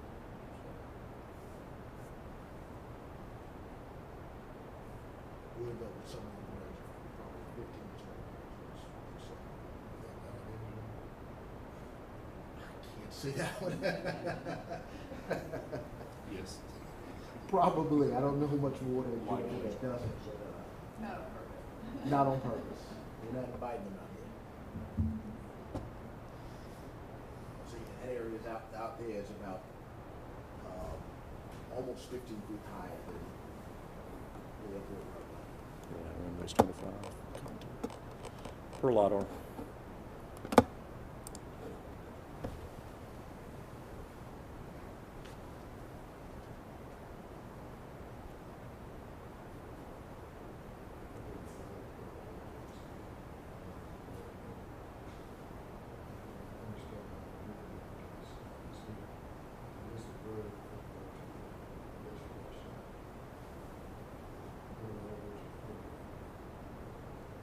So this would be Green, public. the green's our property. The green is, yes, sir, and this would be public right of way, right up to the wherever your property would start. There's not a road going on up to the north. There is an existing road that's here. You see this road? This is the road that services the DNR property right here that goes all the way up. What's going to happen to that road? So this road will go away once we get the interior roads created for the project, and then they would just use public right of way to get up to their property. Where's our road? Does it end right at the bottom corner of our property? Yes, sir. That is the idea, is to end it dead in the public right of way at your property limits. Here, these are townhomes. Their roads right here. So it's going to help us, so it's between us and the property. Between us and the town. Yes, sir. So you got plant. They'll be fronting, townhomes they'll road. be fronting on the road. They'll be fronting on the road, not to the original tree. Yeah, they would be fronting towards the road, correct. This road runs down this way, and ties into So this. they'll be looking out at our plant from the front of the houses. You would be looking from your plant to the back of those houses. The road goes behind their houses. No, sir. So these are the lots here, and those houses will face this road here. Yes, sir.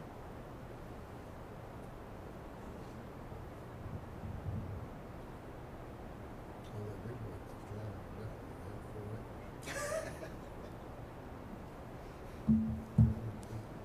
Change anything. The road comes right up in their eyesight.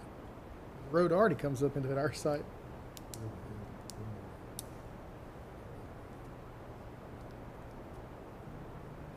Again, just to reiterate what Andrew had mentioned earlier, I think Hoya is more than willing to work with you guys on acquiring that additional acreage as a part of the separate agreement. So, and we can try to move that agreement along as fast as the appraiser will get some information to us, and we can get it. So you want us to sign this agreement? Amending that. What's that? Amending that. Yes, sir. Yeah, and then I think if you would like, during that time period while we're waiting to finalize that. Sounding that, Charlie, can't we do something where we'd say that we can get 20 acres and let them seed on?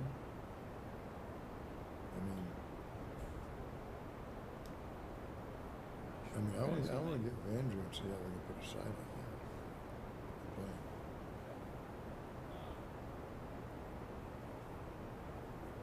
Not sure what you're asking. We revised the agreement from 2015. 20 acres, or we can revise it to say, you know, they'll work with us to acquire an additional 4 acres.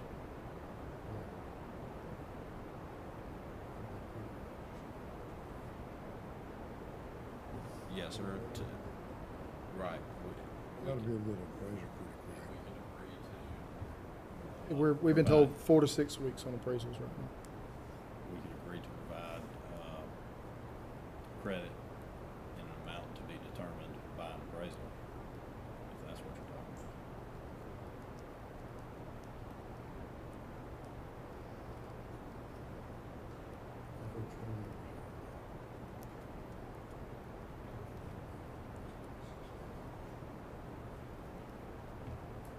The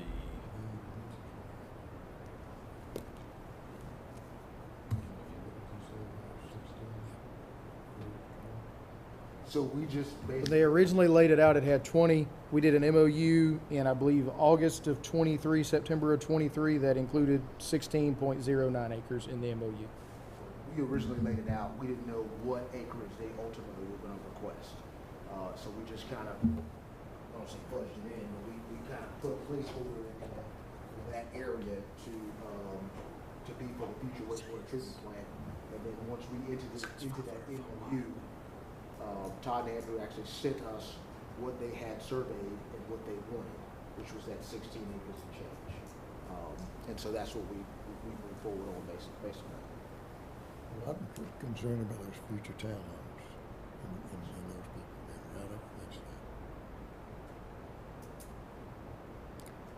I know there's a city in Georgia that has an oxidation plant.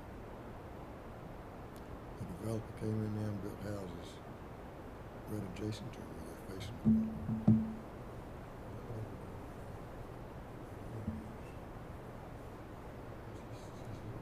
City pond. And then she got there and she found out after she closed and everything, that she's facing an oxidation plant. And so those people when they backed up to the wastewater plant. Now, our biggest plant backs up to a cemetery, a major highway, and a wooded area.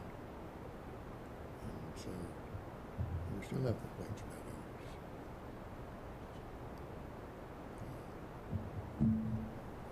So again, I mean, we could look at revising the land plan to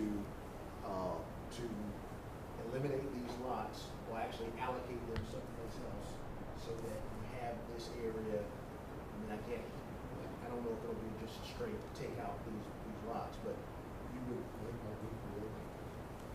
Well, I'm not sure, but yeah, it could be close to that. But we could modify this land plan so that there are no residential lots adjacent to the wastewater treatment plant property. None of these lots are even preliminary platted on this end yet. We've just done these down to the bottom, so we still have an opportunity to make modifications to that and then in order to kind of take into account those concerns.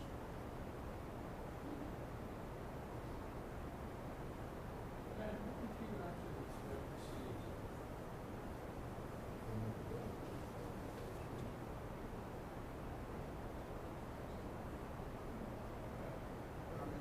you expecting to see, 200 feet trees? Oh, but I know EPD requires, I think it's 200 feet from, you can't be within 200, I think I'd be 200 feet from your property line for a structure, any structure you put in. And then they want you to be at least 400 feet away from the house. And we need to check on that and see what EPD's requirements are.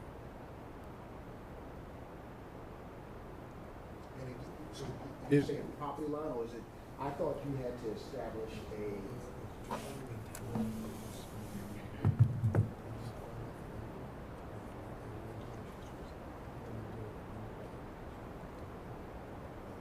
400 feet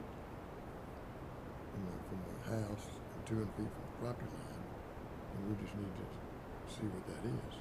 But my biggest concern is those residents, they're not gonna like on the wastewater plant, especially when it gets to be 4.5 million gallons a day in the backyard. And the bigger buffer we can do, the better it's gonna be. And like I said, with Hoyer's approval, I think we can modify that land plan. These lots are at minimum 120 foot deep that are being shown already. And so moving those and this road, right, because you no longer need this road there, would get you probably close to 200 feet. They're 120 foot in depth. So these are going to be townhome lots. Yeah, so you'll have fee simple lots, and those fee simple lots can range anywhere from 20 to 25 feet because it's a common wall between the town. So that's where the lots end up. The front door is gonna be facing that plant. That's right. If we were to leave these here, the front doors would be facing away from the plant. But it sounds like, based on checking the regulations and making sure we understand how the plant's gonna lay out, we would look at just relocating those lots someplace else.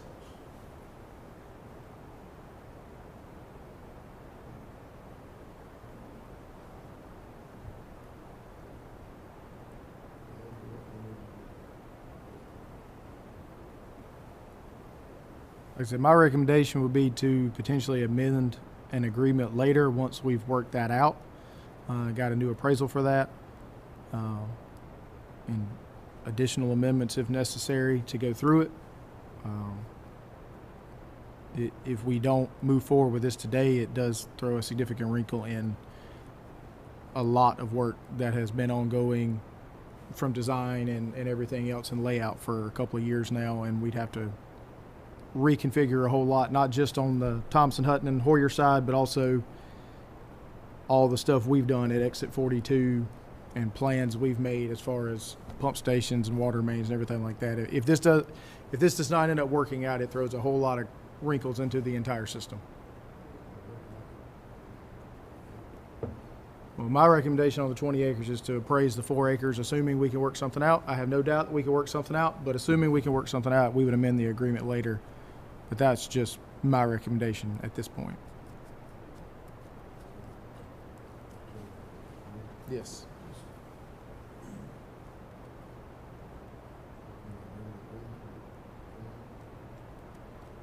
I think we were to amend the agreement.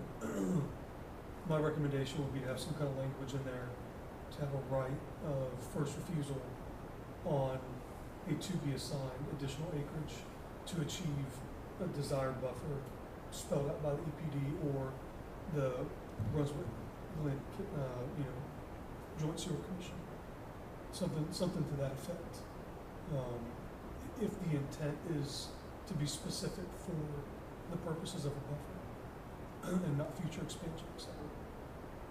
That way we can go in and it'll give us the ability to manipulate the land plan to achieve the desired effect, determine the exact acreage, and get it appraised, and it secures that agreement for the future. Our property is a rectangle, right? Yes. Well, it's not exact. It's not an exact rectangle, but in general shape, it's a rectangle. I don't remember right off the top of my head what the dimensions If we are. assume 500 feet, you're looking at 500 feet width and a 1,400 foot length. So even just arbitrarily saying 20 acres, I'm not sure if the EPD requirement is true.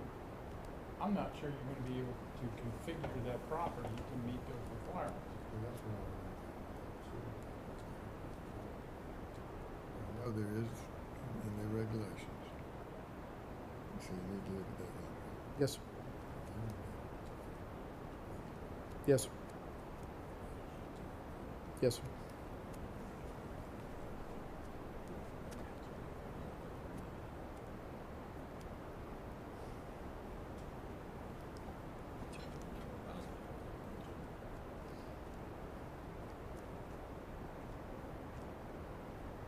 Well, could we revise the agreement to just say the property to be orientated and manipulated as needed?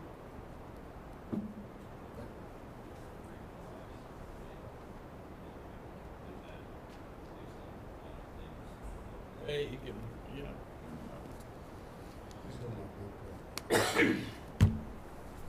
Depending on what happens at trade winds, yes, sir.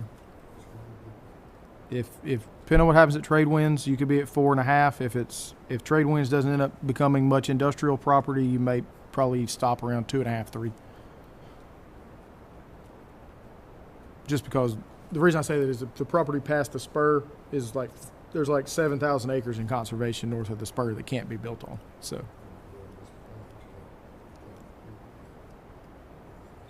it's not Academy Creek and the entire gravity system and pump station system all the way down to Academy Creek. That's where the significant amount of expense would come in. Well, that's planned to be for eventually. Yes, sir.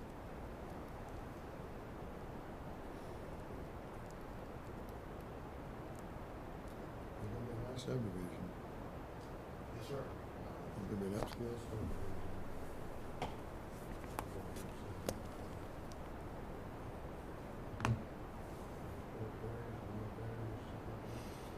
Well, the commercial is really gonna serve as that buffer, right? So this is, I want to say about 200 acres of commercial here.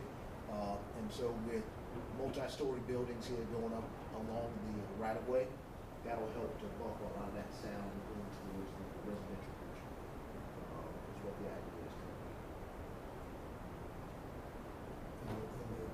Big interceptor lines going down that road. The 24-inch gravity sewer is going down this road. Yes, sir. Is it down the middle or is it on the edge? It is outside of the right-of-way. So it is an easement that's been granted along this commercial area for that 24-inch sewer. So it's on the commercial side or the residential side? Commercial side. Yes, sir, commercial side. And then on the opposite side of the road, which would be considered the residential side, we have a 12-inch water main that's right now in this area. You have a service road behind the commercial?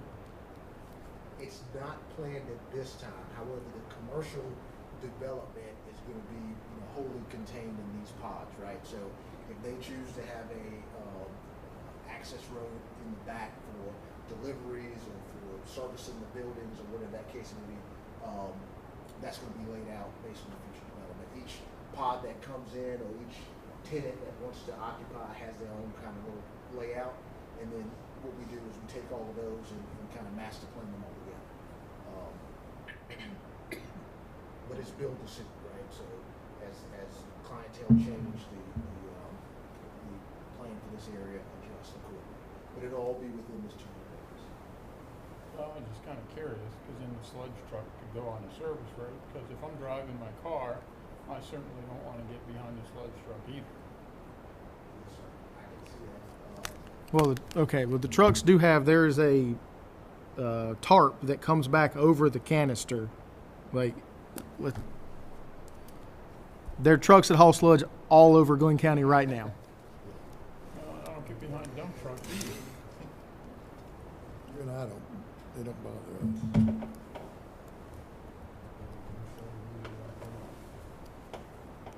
And again, the majority of the residential traffic will be contained within the subdivision.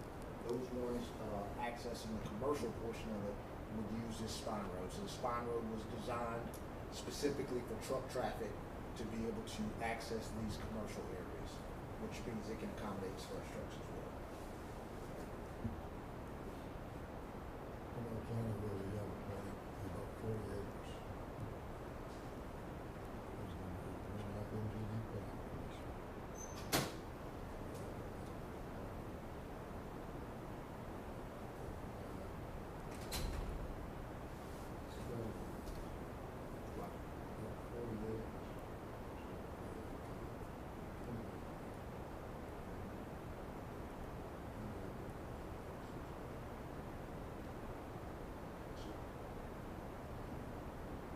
So we can get to at least 10. Subdivision.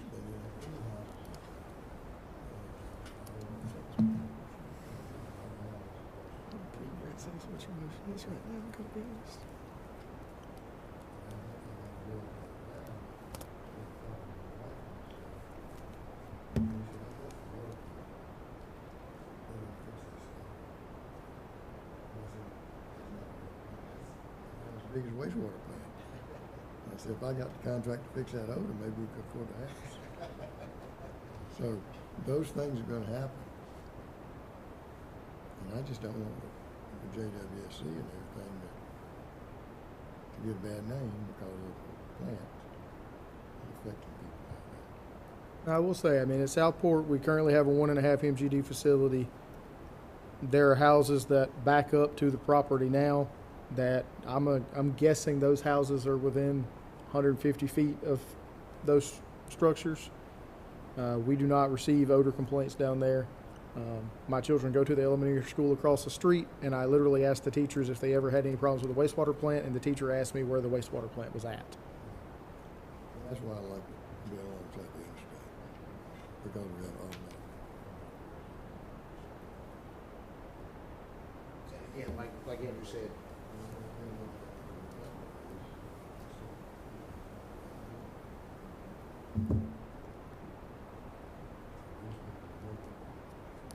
correct. Well, at least the folks in the back will. Again, we have a lot of similarities here with exit 29, right? So that's kind of what we use as a model for this, in configuring some of this. So what we're hoping for is the same amount or the same amount of complaints you guys get out there. Yeah, exactly. Which is minimum.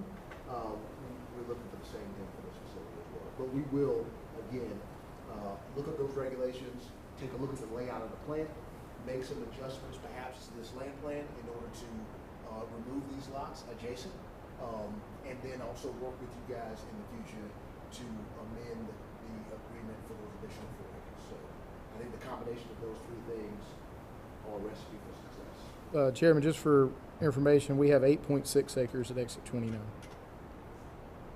So you're roughly twice here of what we got at exit 29.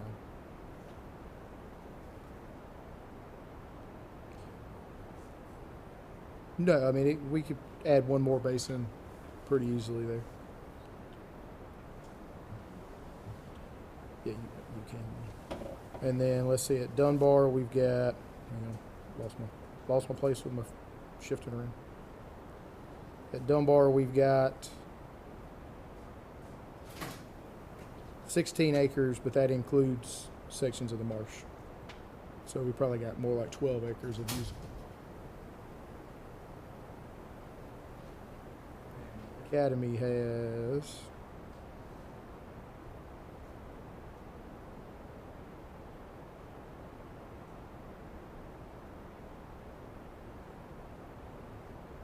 Academy's got 18, but that includes probably 6 acres of marsh as well on the backside.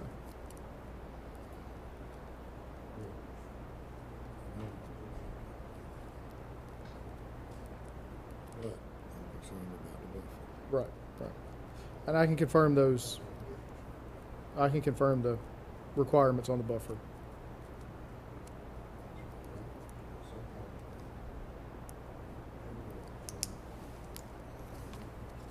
Okay. Yes, certainly. Originally set out, and I don't recall being told that it was going to be 16, I recall 20 acres. And you even mentioned it when you first started.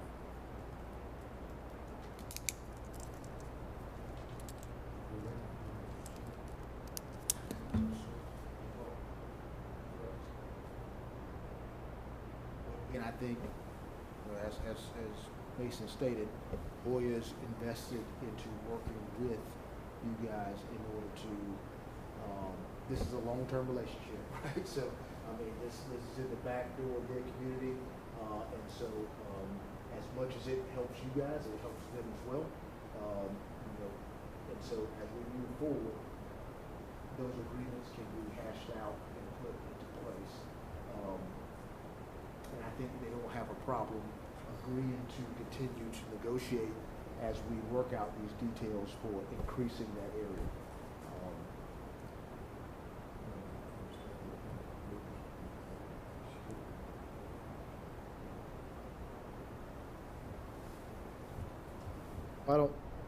I don't know that anybody here has the authority on your side to actually say you can guarantee we're going to get 4 acres, right? Okay, he says he can give us 4 acres. I didn't know if you had that that ability to say that or not.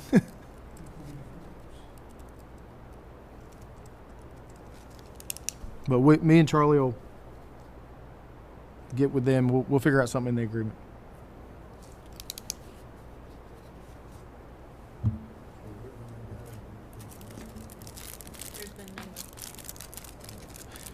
My recommendation would be that you approve to move this forward to the agenda for tomorrow with the additional information requested from today. You're not recommending anything, you're just moving it to the agenda for tomorrow. Strike 16 and put 20.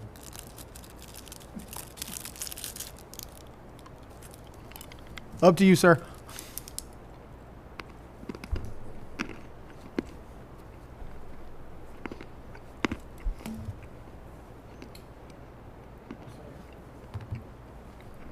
Questions?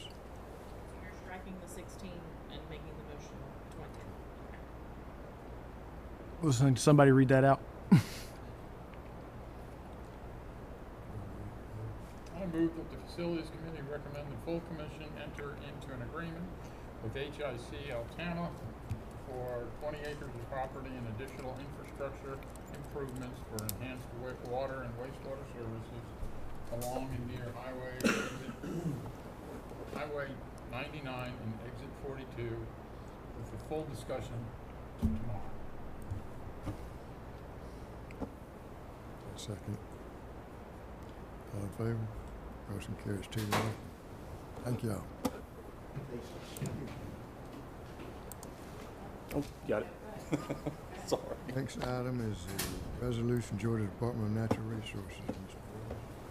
Yes, sir. So the New Hope Plantation property is looking to install a water main and sewer force main along Highway 17 that will cross the DNR property at the Hallful Broadfield Plantation. There is not right-of-way there that is actually being accessed. There's no right-of-way outside of the travel lanes that is currently under a construction easement with the DNR. This is a resolution in support of the project. We will be the actual applicant to the DNR for the easement area according to DNR requirements. And this is a resolution supporting the project that outlines that an existing water main will be ran, and a new water main will be ran, and a new sewer main will be ran. And this will make water and fire suppression available for the Hallful Broadfield Plantation, and it will allow for a wastewater growth in the area as well. And it also includes language that indicates that this is going to be funded and constructed by the owners of New Hope Plantation, and should the project not move forward, that we are not on the hook for the easement. The easement is null and void at that time. So this is to allow the easement to be included in the State Properties Commission agenda so that it could be potentially granted, if so chosen, by the state legislature prior to the end of the 2025 legislative session. This is for the plantation more so than New Hope, is that right? This is for New Hope to run their water and sewer main. They will also be running a water main separate from this agreement. New Hope will be running a water main to the plantation property from the right-of-way as portions of this to provide increased fire protection and public water service Where availability. this is. Yes, sir. You see right there with a right-of-way joint, there's no right-of-way because it just blanks up there. This is the easement across that. So they can install it there. Is that 17? Yes. Both sides of 17 are owned by the state. And what's the right of way on 17? Well, there is not much on the right-of-way there because the right-of-way is essentially the travel lanes because of the state property. When they're four-lane in it right now, yes, sir. So you say that it's set the right of way of the travel lanes? There's very little outside of the four-lane travel lanes to do this because of the way it juts out for state property. Other juts out. You can see there's a property line there. It juts out instead of it being straightened off like typical right-of-way would be. Turn the orthos off. See where that property line juts towards the roadway? So what would traditionally be additional right-of-way space does not exist there. So this easement would be across what would be the traditional right-of-way location. Okay, and that's from the Hallful Plantation. Across from the Hallful Plantation, yes. Yeah, but they're on both sides, right? They're on both sides, yes. So is the state agreed to that? That we have to have this resolution approved for it to go for the DNR agenda next week. And then if it get approved at the DNR agenda, it will go on the State Properties Commission for consideration by the end of the legislative session. But all this resolution does is essentially outlines the scope of the project and does include language that we're not responsible financially for constructing anything, and that if the project does not move forward, the easement is reverted. Is it just for water? Is it for force Water main? and sewer. Sewer. The Don't mention force mains either, just water and sewer. It says water and force main. It says water main and force main. Like gravity sewer. Could you say water and sewer? Instead of force main? Well, that's not what has been reviewed by the DNR for consideration.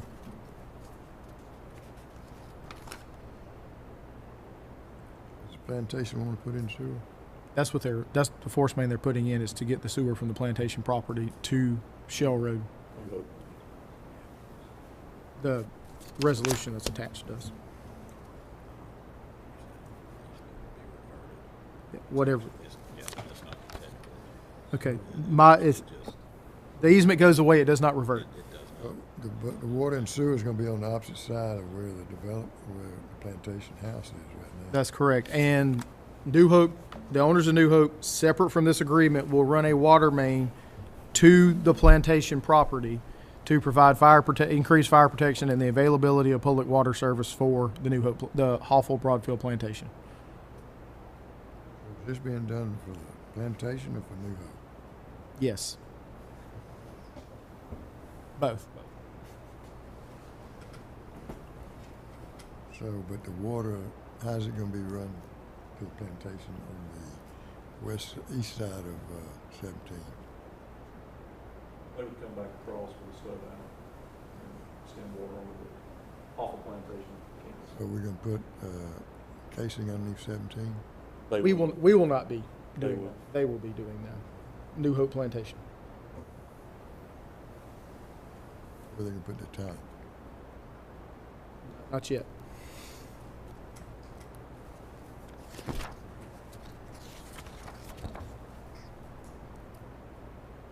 Now, do we have, along 99, do we have a water line?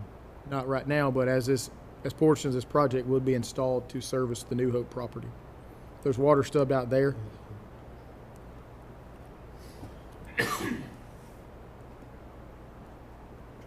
Understand where we're at. Yes, sir. So let me, Boys Estate's right across the street. 17. So the new roundabout at 99 and 17 Yeah. right here, So how are we going to get water up 99? Do we have water up 99 right now? they would be connecting We have water at Shell Road at 4118 right now.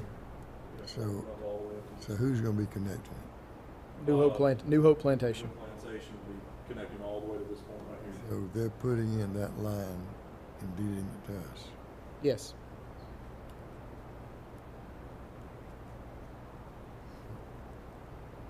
So, what's those kind of agreements we used to have? There'll be another one coming very soon for them to loop it all the way down to Driggers as well. Unsolicited proposal. That's basically what this is. No. This is for us to get on the DNR agenda for the DNR to potentially grant an easement for the construction, but it does not include anything as far as any agreement with the developer at this point. If somebody else owns New Hope, No. It is specifically tied to the Glen New Hope 1043 LLC. this is really to help the plantation. It will help New Hope because they have to have it to run water and sewer to their property. But DNR negotiated with New Hope to get a water line run to the Hawful plantation property.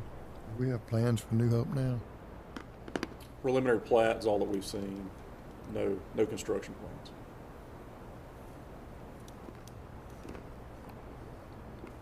There's been a few iterations, but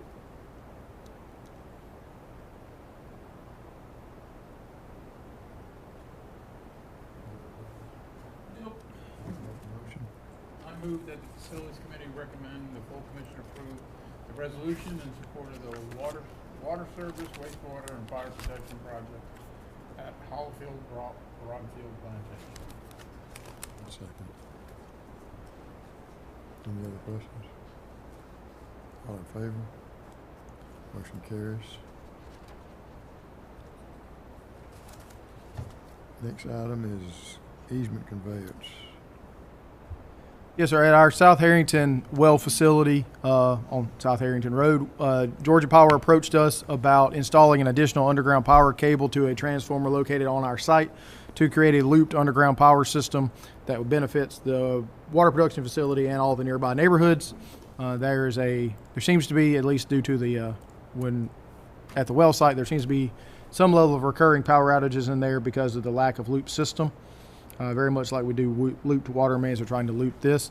And so what they did was they wanted to install the new line and get an easement for that. And upon request by staff, we requested that they pothole to locate existing structures and to install the line within the 10 feet to the east of the property, away from the existing 16-inch raw or finished water main leaving the well facility. So what you have is the easement documents that Georgia Power has requested that we execute, as well as exhibits from Georgia Power showing the location of an existing underground line that crosses the 16-inch. It was potholed in 3 locations to confirm, and the location of the new underground power line to the transformer. It's going to be away from that water line. It's that you're probably looking at 30 foot in there, so 10 foot's going to be, the 10-foot easement is within 5 foot of the water line. So it's pretty close to the water line, but it's within the 10-foot easement. But it's better than the other one, which currently crosses the water line.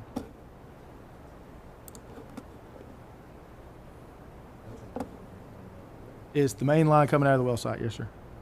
Trouble there, we got Well, the one advantage is with this loop line, if we ever had trouble, they'd still have power while we were working on that. Can we kind of, helps the power company, but not help. It does help us because we have a secondary feed as well. can we kind of negotiate a little bit and say, if we do this for you, will you help us out on the community road? Conversations have been begun in that area, sir. Yeah, because I've heard it's kind of hard to deal with that. They have their processes just like any organization does.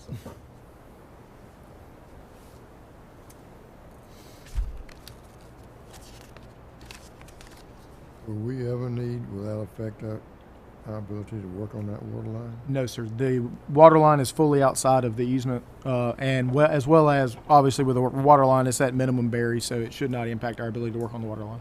So we're just getting an easement across our property? That's correct. It's across the property, but not across the water line. Where is it across the property? On the far east side of the property, Where's that tied? right there. Well, right Oh, there. right there. Right there. Yeah. You see his hand? It's tough to see. Eastern property. Yeah. It's not all the way back. It's just to That's the our trench. water line? The blue line is the water line. So they just want the edge of our property. The edge of the property, yes, sir. That was my requirements for them for getting the easement was you put it along the edge of the property. No, sir.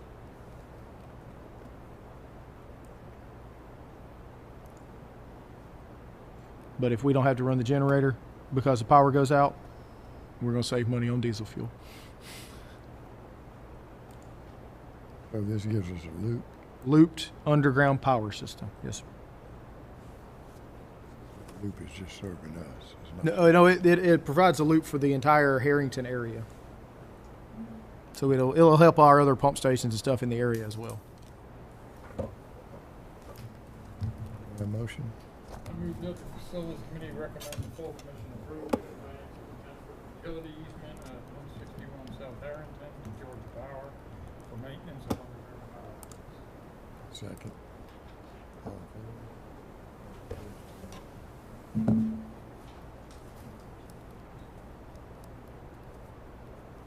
Dedication of easements and infrastructure. All right. Commissioners, good afternoon. This is a fairly routine dedication of easements and infrastructure resulting from private development activities. I'll zip through the details here pretty quickly, and happy to answer any questions or navigate to GIS to show you exactly where these properties are.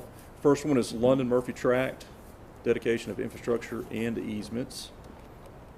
That one is dedicating approximately 337 linear feet of 2-inch water main and a little over 300 feet of 8-inch gravity main with manholes appurtenances.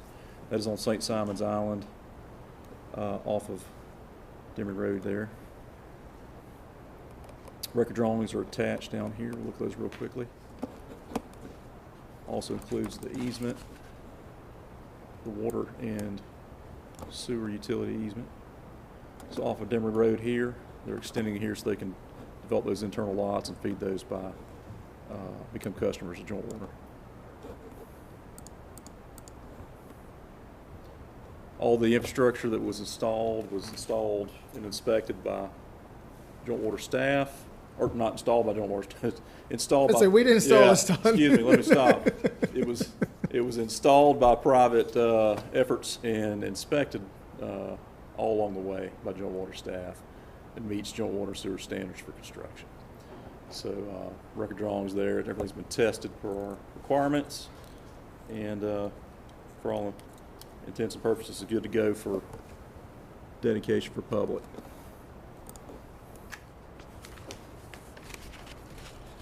Motion. We're gonna do Got it. another one? Gonna do them separately? About to run out of time. Okay. Yeah, go ahead and hit the second one real quick. Okay, second real quick is on East 3rd, there on the Brunswick mainland, and that is a little length of force main to service some existing lots there. Do want to make one correction there. Listed in the dedication application there is 810 linear feet of 1.25 inch. That actually needs to be struck. That is not to be dedicated to us. It's only the 670 linear feet of 2-inch PVC force main. So we'd like to make that correction. And record drawings are attached for that one as well. Happy to answer any questions.